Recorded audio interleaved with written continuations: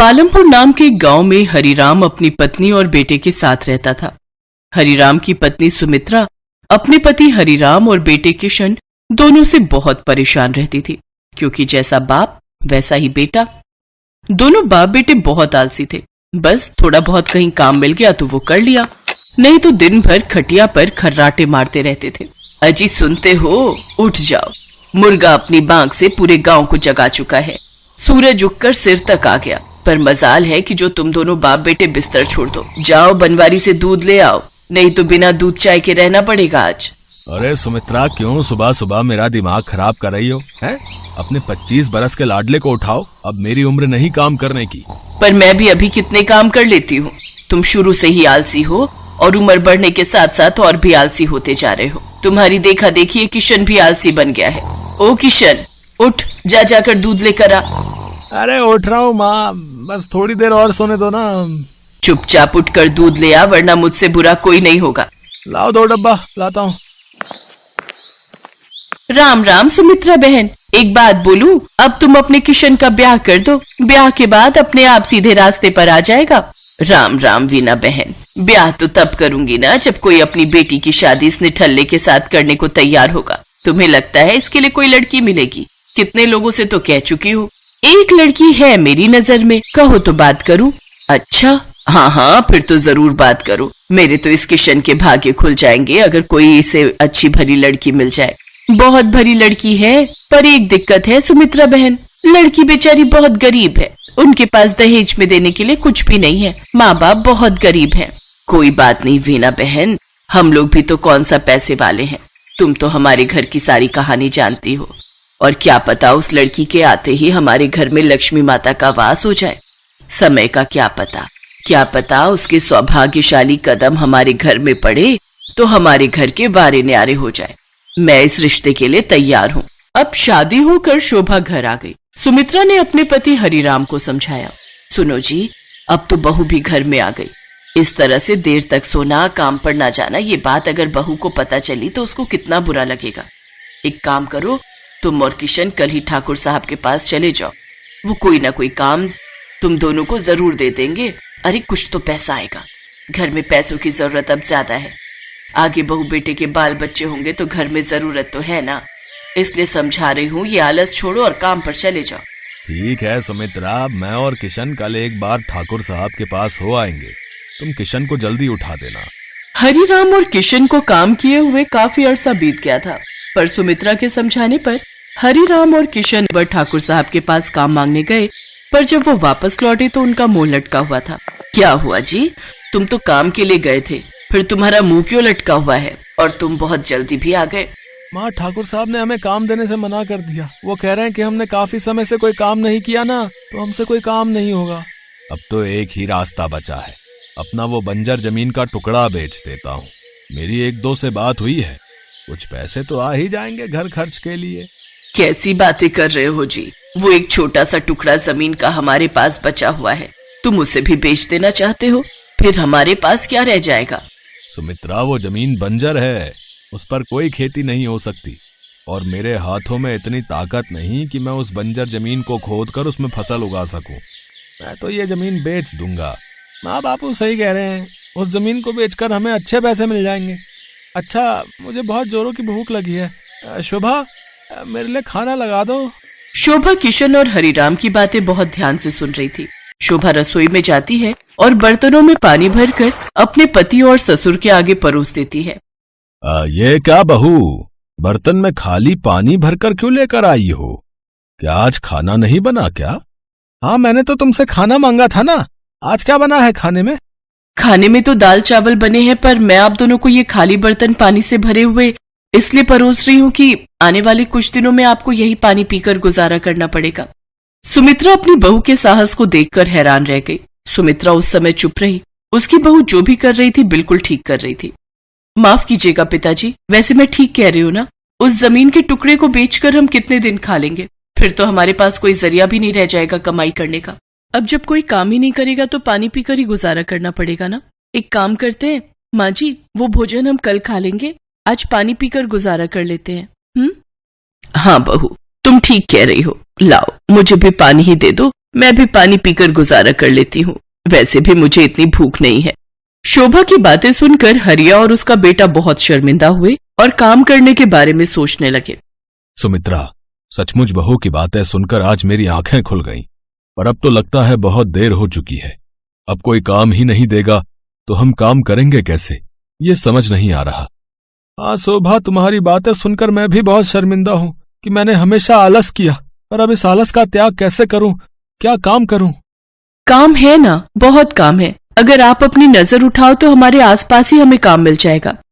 बहू, मैं भी इस बारे में कुछ नहीं समझ पा रही, आखिर तुम कहना क्या चाहती हो? माँ जी, हमारी बंजर जमीन जिसे हम उपजाऊ जमीन बना सकते हैं, उस पर मेहनत से खेती उगाकर हम सब मिलकर अपनी जमीन पर खूब मेहनत से खेती करेंगे। वो जमीन आलस के कारण बंजर बनी है, हम उसे अपनी मेहनत से फिर से उपजाऊ बनाएंगे। हम चारों मिलकर अपनी बंजर जमीन को हरा भरा कर देंगे। बस हमें मिलजुल कर एकजुट होकर मेहनत और लगन से काम करना होगा। सुमित्रा, हमारी बहू सचमुच कितनी मेहनती है, ये आज मुझे पता चल रहा है। बहू, हम सब तुम्हारे साथ हैं।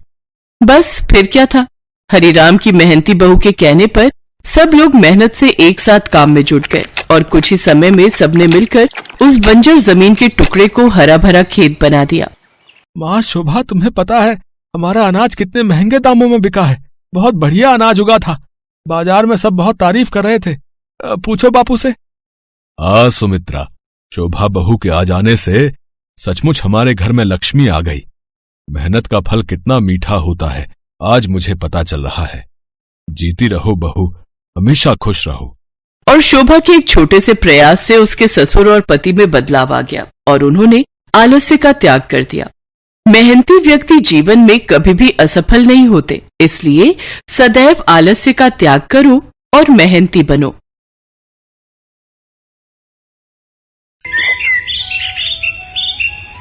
हम भी देखते हैं या हमारे साथ कैसे नहीं जाएगा। ये मेरे पति हैं और मैं इनकी धर्म पत्नी हूँ, आप इनसे जबरदस्ती नहीं कर सकते। आज रजनी अपने जिस पति के लिए दुनिया से लड़ रही थी वो एक किन्नर है। सागर के जन्म से पहले सावित्री रामपुर में अपने पति रमेश और सास के साथ रहती थी। अरे सावित्री, क्या कर रही है? पता है ना, दाई माँ बोल कर गई थी इस हालत में तू आराम किया कर। यही बात तो इसे मैं बोलती रहती हूँ, पर ये सुनती ही कहाँ है। मोरी मैया, अम्मा जी, बहुत तेज दर्द उठ रहा है। लगता है बहू के बच्चे का दर्द छिड़ गया है। रमेश, जल्दी से दाई माँ को बुला कर ले आ। अम्मा, तुम सावित्री को संभालो, मैं अभी लेकर आता हूँ। रमेश दाई माँ को लेकर आता है। वो और उसकी माँ दोनों बाहर इंतजार कर रहे थे, तभी दाई माँ बाहर आती हैं। उनका मुंह उतरा हुआ था। क्या बात है सुशीला, तेरा मुंह क्यों लटका हुआ है? बहू और बच्चा ठीक तो है? अब मैं क्या ही बोलूं अम्मा जी, तुम्हारे पिछले जन्मों का कर्म कह लो या इस जन्म की कोई भूल कह लो, तुम्हारी बहू ने एक किन्नर को जन्म दिया है। क्या? ये तू क्या कह रही है सुशीला? सावित्री बहू ने किन्नर को जन्म दिया है? सत्यानाश हो, जन्म भी दिया तो एक किन्नर को। अब क्या होगा अम्मा, हम तो पूरे गांव में मुंह दिखाने के लायक नहीं रहेंगे। मैं एक किन्नर का बाप कहलाऊंगा, ये हरगिज नहीं हो सकता। मैं अभी जाकर उस बच्चे की गर्दन दबा दूंगा। दाई माँ वहाँ से चली जाती है। रमेश गुस्से में सावित्री के पास जाता है और उस बच्चे का गला दबाने लगता है। नहीं नहीं, ऐसा मत करो, ये जैसा भी है जो भी है, बदनसीब मेरी औलाद है, मेरी कोख से मैंने इसे जन्म दिया है, इसे मत मारो, छोड़ दो मेरे बच्चे को। रमेश, पड़ी रहने दे नासपीटी को इस नासपीटे के साथ, तू मेरे साथ आ। रमेश माँ के साथ बाहर जाता है। सावित्री उन दोनों की बातें सुन लेती है।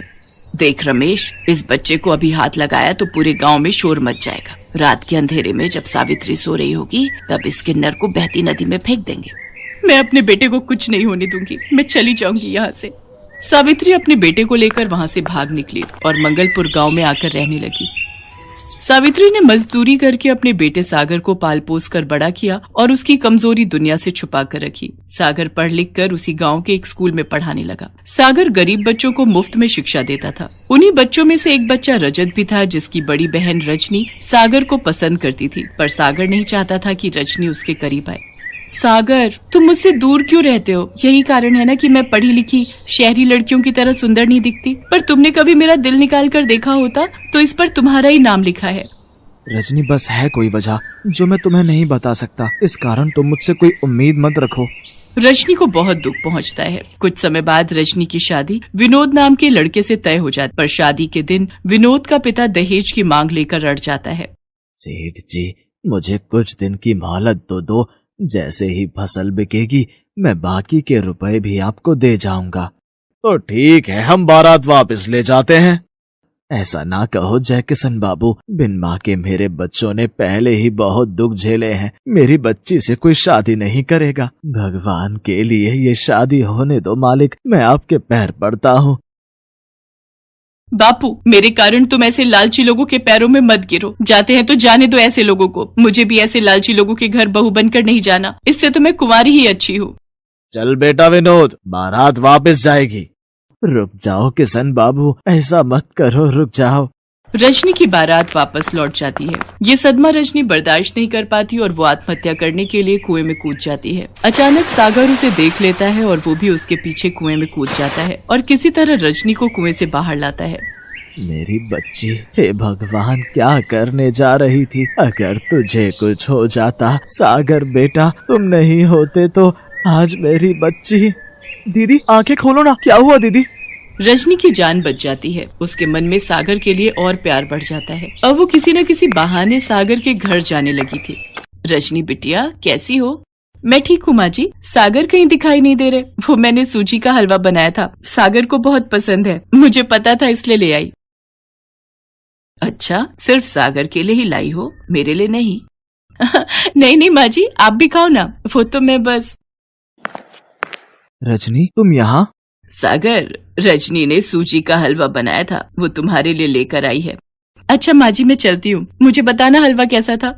रजनी शर्माते हुए वहाँ से चली जाती है, पर सागर सावित्री से कहता है, माँ, रजनी मेरी सच्चाई नहीं जानती। मैं नहीं चाहता मेरे कारण उसकी जिंदगी खराब हो। मैं जहाँ तक समझ पा रहा हूँ, वो मेरे लिए अपने मन में कुछ अलग ही सोच रही है। मैं चाहता हूँ वो मुझसे दूर रहे। ये बात वो नहीं जानती कि मैं एक किन्नर हूँ। मैं एक साधारण इंसान की तरह उसके काबिल नहीं हूँ। सागर को लगा था कि रजनी वहाँ से जा चुकी है, पर रजनी तो दरवाजे की ओट में खड़ी सारी बातें सुन लेती है। उसके पैरों से जमीन खिसक जाती है और उसकी आंखें आंसुओं से भर जाती हैं। वो सारी रात सागर के बारे में ही सोचती रही। अगले दिन रजनी उठी और वो सागर के घर पहुंची और सावित्री के पैर छूकर बोली, माँ जी, क्या आप मुझे बहू के रूप में स्वीकार करेंगी? रजनी, तुम सागर के बारे में कुछ नहीं जानती। सागर। माँ जी, मैंने कल आपकी और सागर की सारी बातें सुन ली थी। सागर की सच्चाई जानने के बाद मेरे दिल में सागर के लिए और प्रेम बढ़ गया है। सागर मेरे लिए पूरी तरह से मेरे पति बनने लायक है। सागर का दिल बहुत साफ है। जो लड़का पिताजी ने मेरे लिए देखा था, वो लोग तो लालची निकले। घटिया लड़के से शादी करने से अच्छा है सागर जैसे नेक दिल इंसान से शादी करूं। मैं सागर को पसंद करती हूँ और मैं उन्हीं से शादी करूंगी। जुग जुग जियो मेरी बच्ची, तुमने मेरे बच्चे की जिंदगी में खुशियों के रंग भर दिए। सागर को भी सारी सच्चाई पता चलती है। रजनी के अटूट प्रेम को देखकर सागर उससे शादी के लिए हाँ कह देता है और रजनी की शादी सागर के साथ हो जाती है। एक दिन सावित्री का पति रमेश उस गांव में आता है और वो सावित्री और सागर को एक दुकान पर खड़ा देख लेता है। सावित्री सागर के साथ घर की तरफ निकलती है तो रमेश उस दुकानदार के पास जाता है। भैया, ये जो अभी एक औरत तुम्हारे से सामान लेने आई थी, ये कौन है? ये तो सावित्री बहन है और साथ में उनका बेटा सागर है। स्कूल में मास्टर है। अभी अभी शादी हुई है इसकी। ये कैसे हो सकता है? मेरा बेटा तो किन्नर था। एक किन्नर पति कैसे बन सकता है? जरूर सावित्री ने इसके किन्नर होने की बात सबसे छुपा कर रखी है। अगर मैं शहर में किन्नर को जाकर ये सच्चाई बता दूं, तो वो इसे उठा कर ले जाएंगे और बदले में मुझे अच्छे खासे पैसे दे देंगे। मेरे तो मजे ही आ जाएंगे। रमेश सागर का सगा बाप होने के बावजूद भी इतनी घटिया हरकत करता है कि वो शहर जाकर किन्नरों को सागर की सच्चाई बता देता है और उनसे बदले में 50,000 रुपए ले लेता है। सभी किन्नर सागर को लेने गांव पहुंच जाते हैं। रजनी उस समय अपने पिता के घर गई हुई थी। सब गांव वाले भी सच्चाई को जान जाते हैं। हाय हाय, मैं भी देखती हूँ तू कैसे हमारे साथ नहीं जाएगा। तू किन्नर है और हम तुझे अपने साथ लेकर जाएंगे। तेरे बाप को 50,000 रुपए दिए हैं, उसी ने हमें तेरी सच्चाई बताई है। मैं क्या करूँ माँ, कुछ समझ नहीं आ रहा। मेरा अपना बाप ही मेरे खिलाफ हो गया। मुझे नहीं पता था काला साया बनकर तेरा पिता तेरा दुश्मन बन जाएगा। बचपन में तो मैंने तुझे उससे बचा लिया था। हे ईश्वर, मेरे बच्चे को बचाओ। तभी रजनी आ जाती है और वो किन्नरों का रास्ता रोक देती है। अरे ये औरत तो पागल हो गई है। एक किन्नर को अपना पति कहती है। जब तक ये हमारे साथ नहीं जाएगा, हम यहाँ से नहीं हिलेंगे। अरे हमने पैसे दिए हैं इसे यहाँ से ले जाने के। ये मेरे पति हैं और ये अपनी मर्जी से कहीं भी रह सकते हैं। तुम इनके साथ जबरदस्ती नहीं कर सकते हो। कानून के हिसाब से किसी को भी अपनी मर्जी से जिंदगी जीने का हक होता है और सागर और मैं एक खुशहाल जिंदगी जी रहे हैं। गांव वाले रजनी के साहस की प्रशंसा करते हैं और सब उसका साथ देते हैं। गांव वाले जानते थे कि सागर एक भला इंसान है। सब गांव वाले मिलकर पैसे इकट्ठे करते हैं और किन्नरों को पकड़ाते हैं। ये लो, हम सब गांव वालों ने 50,000 रुपए जोड़कर दे दिए हैं। अब तुम आज के बाद सागर को बिल्कुल भी तंग नहीं करोगे। हाँ हाँ, हम क्यों तंग करेंगे। अब जब हमारे पास पैसे हमें मिल गए हैं तो हमारा यहाँ रुकने का कोई फायदा नहीं है। पर जाते जाते मैं इतना ही कहूंगी, रजनी जैसी पत्नी जिसके साथ हो उसका कोई बाल बाका नहीं कर सकता। तुम दोनों हमेशा खुश रहना। मेरा आशीष तुम्हारे साथ है। चलो री चलो, बस निकल जाएगी, समय से शहर पहुँचना है। सागर सब गांव वालों का शुक्रिया अदा करता है और रजनी और सागर दोनों मिलकर सावित्री के पैर छूते हैं। सावित्री अपने बेटा बहू को गले से लगा लेती है।